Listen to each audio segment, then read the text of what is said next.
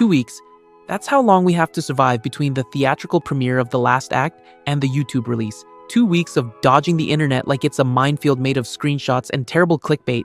Honestly, I'm already tired and it hasn't even started yet. If you've been in this fandom for more than 5 minutes, you already know what's coming. You know exactly what the internet does to people who want to experience things on their own terms. It doesn't care. It never cared. The internet woke up one day and chose violence against anyone with patience. And here's the beautiful irony. Gooseworks spent years crafting this story. Years of mystery, carefully placed details, slow revelations about Kinger and Kane and Jax. All of that work, all of that trust in the audience, and some of us are going to have it ruined by a thumbnail we scrolled past while looking for a recipe for banana bread. That's the world we live in now. I'm not against spoilers. Once I watch this finale, I'm making videos about it with all the details and theories and breakdowns you'd expect. That's what this channel does, but those videos will have warnings. You'll know what you're clicking on. The problem isn't spoiler content existing. The problem is getting ambushed by information you didn't ask for before you had any chance to watch it yourself. So let's talk about why you're already doomed. And yes, I mean you specifically. The first enemy is the algorithm, and it hates you personally.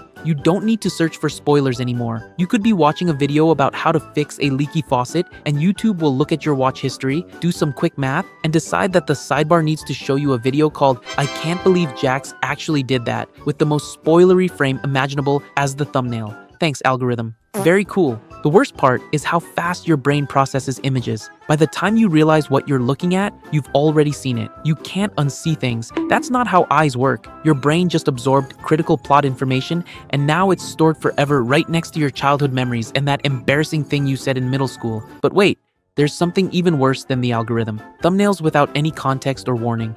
Oh, the thumbnails. I'm going to criticize this carefully because I also make thumbnails and I'm aware of the hypocrisy. But some creators put the biggest spoiler in the history of cinema directly in the preview image. Giant red arrows, shocked faces, circles around the thing you were specifically trying not to see. The thumbnail itself becomes the spoiler before you even click. There's no warning, no disclaimer, just raw information injected into your eyeballs against your will. You can try the technique where you squint your eyes and scroll really fast, hoping your brain won't register the image. I've done this. It doesn't work. Your peripheral vision is a traitor. It catches everything and reports directly to your memory without your consent. Okay, so what about the tactics fans use to survive? Let me save you some time. They don't work. Keyword muting sounds great in theory. Just mute every TADC related word on social media. Pomni, Jax, Kane, Digital Circus, all of it. Problem solved, right? Wrong. People spell things wrong on purpose. They use nicknames. They write, "that one show with the jester," and your filter has no idea what's happening. Someone will spoil a major death without ever mentioning the show's name, and you'll just sit there, betrayed by language itself. Deleting apps is another popular option. Just remove Twitter and TikTok for 2 weeks. Easy. Except you forgot that your cousin sends memes to the family group chat, or your coworker mentions it at lunch because they assume everyone has already seen it. Or a friend texts you, "OMG, did you see?" And by the time you close the message, you've already read the next line.